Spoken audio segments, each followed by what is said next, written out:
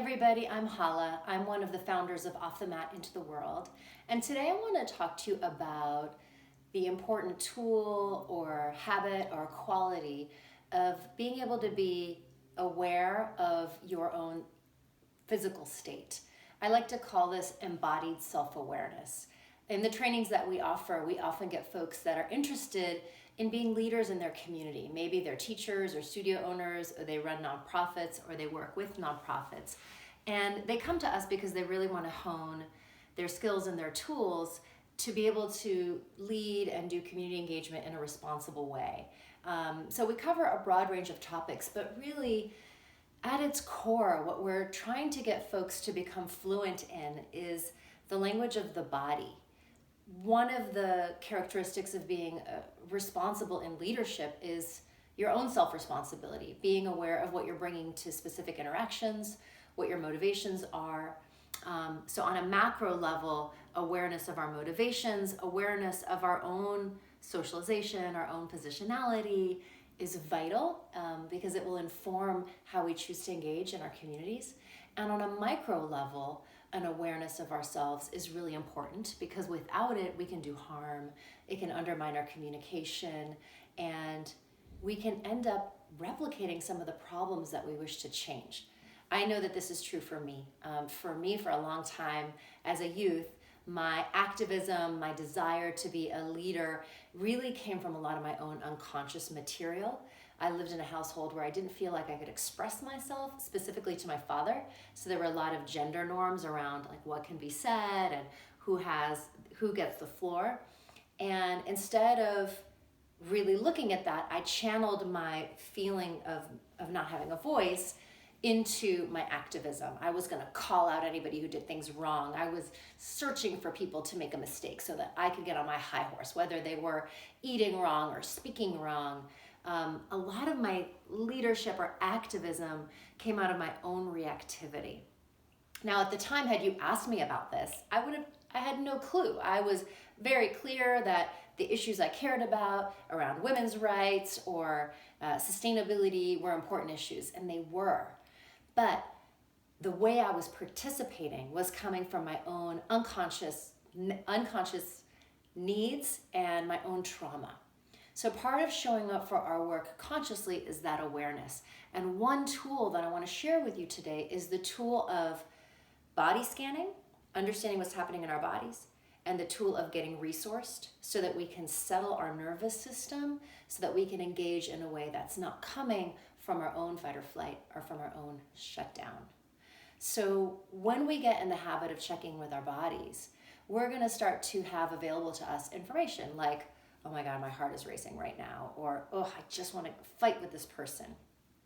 As I think about the causes that I care so much about, causes of justice, causes of equity and healing trauma, I know that there are particular things that just my body constricts. When I hear about injustice, when I hear about unfairness, I can feel myself, I go into a fight flight. So check in with yourself when around the issues that you're passionate about, when you think about them, what happens in your body? Do you get excited? Do you get really grounded? Do you feel that activation? The activation isn't wrong, but I know for me, if I act from that fight or flight place, I'm not going to be effective. I'm going to say something that might push somebody away from being able to hear me. I might do something that also pushes folks away, and I might also engage in a way that's not the most useful. So step one in this embodied self-awareness is developing the habit of checking in with your body. I might in my mind think, no, I got this, I'm cool. But then when I check in with my body, I notice my gut is in knots or my throat is tight or I feel shaky. Try that right now. Check in with your body. How do you feel right now? What sensations do you notice? When we're triggered, and if you're wanting to be an activist or you are an activist, it means that you're probably moving towards situations that trigger you or situations that you're passionate about or might be connected to what's going on in your own community. So when you're triggered, what happens in your body? How do you know that you're triggered or that you're activated? Again, some of us feel it as a heightened response. Some of us feel it as a shutdown. Some of us get triggered and we just get kind of spacey and we float away. So step one is that awareness. Wow, I'm really triggered right now. I'm just floating off, or I'm getting confused. Step two is finding a resource. So a resource is something that in the moment can support us. So embodied resources can be things like grounding, getting grounded, feeling feet on the floor or your butt in the chair. You can ground by leaning back into a chair. Another grounding exercise I like is the one that's done through the arms, and so you can take your hands and squeeze up and down the arms. You can try that with me right now.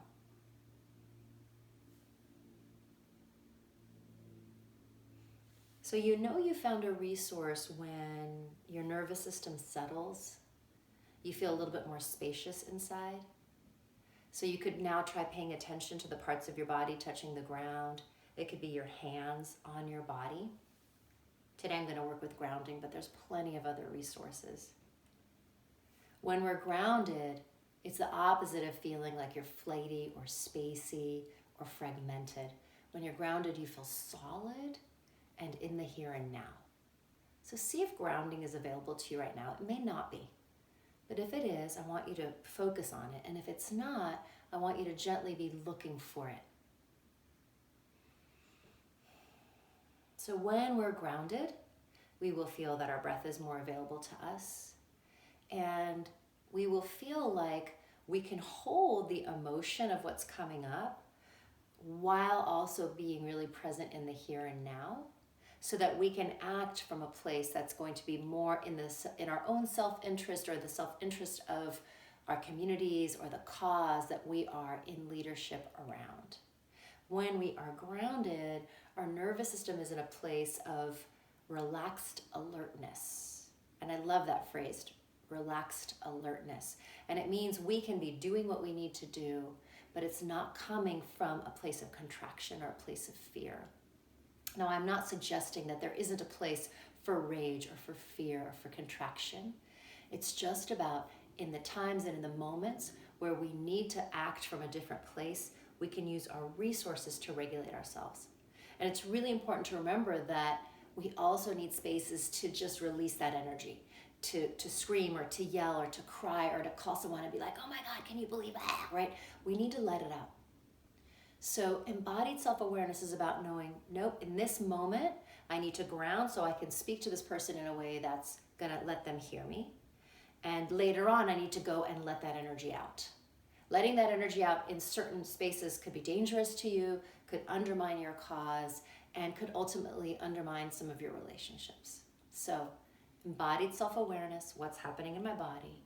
Where's my resource? Can I get grounded? And then when I notice my body settle, I'm going to be a lot more effective at my communication or my decision making.